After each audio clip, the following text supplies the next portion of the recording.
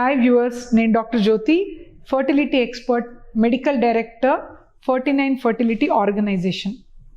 ఈరోజు నేను ఒక ఐవీఎఫ్ గురించి, అంటే చాలామంది కపుల్స్ ఐవీఎఫ్ చేసుకొని కూడా ఫెయిల్ అవుతారు కొందరికి. ఎందుకంటే ఐవీఎఫ్ అనేది కూడా ఒక 60% సక్సెస్ రేట్ అనమాట.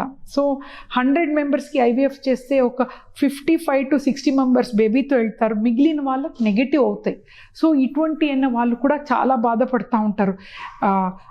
ఫర్టిలిటీలో అన్నీ అయినాయి, న్యాచురల్గా ట్రై చేసాం, పిల్లలు అవ్వలేదు, ట్యాబ్లెట్స్ తీసుకున్నాం, పిల్లలు కాలేదు, మీరు ఐఓఐ అన్నారు, అది కూడా చేసుకున్నాం, పిల్లలు అవ్వలేదు, లాస్ట్ స్టెప్ ఐవీఎఫ్, దీంట్లో కూడా పిల్లలు కాలేదంటే మా పరిస్థితి ఏంటి, మాకు అసలు ఈ లైఫ్లో పిల్లలు పుడతారా లేదా అని చాలామంది వరీ అవుతారు. అది కూడా పెళ్ళి అయ్యి 10-12 ఇయర్స్ అయిన వాళ్ళకి కొంచెం స్ట్రెస్ అనేది స్టార్ట్ అవుతుంది.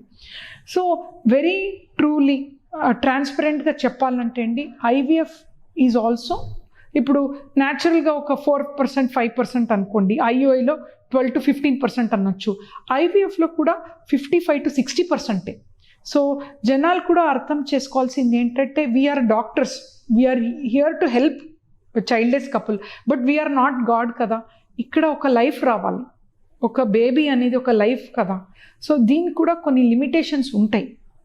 ముందు ఐవీఎఫ్ ఒక 20 years బ్యాక్ నేను చెప్తే ప్రెగ్నెన్సీ ఛాన్సెస్ వాజ్ 10-12%. బట్ ఇప్పుడు సైన్స్ ఎంత మారిందంటే ఇట్ ఈస్ బికమ్ 55 to 60% అన్నట్టు. So every day we also want best to our patients, but limitations ఉంటాయి. And every time science advance అవుతూ ఉంటుంది.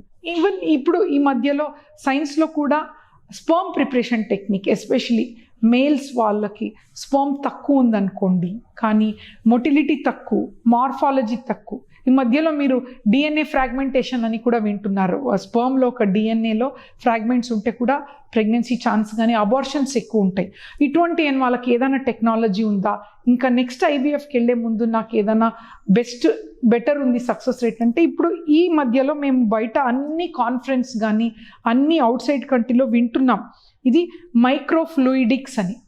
ఈ మైక్రోఫ్లూయిడిక్స్ అందరికీ అవసరం ఉండదు.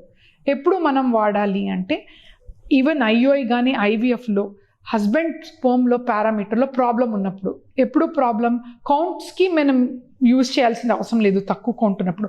మూమెంట్స్, మోటిలిటీ, స్పర్మ్ మోటిలిటీ చాలా తక్కువ.